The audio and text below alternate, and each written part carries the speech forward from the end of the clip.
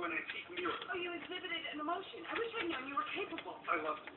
I thought I was going to be following you to Baltimore, remember? I called about apartments, I set up interviews. How could you think that we still had a real marriage? Okay. We had a conversation in months. Maybe because I was working 2 jobs to support us. No, it's because when you were home, it was like talking to a block of ice. You were obviously so pissed off I at me. was killing myself so that you could take that non-paying interest. That you said that I should I was trying to be supportive. Why do I have to be the bad guy? Expressing yourself does not make you the bad guy. Okay then, you were being a selfish bitch.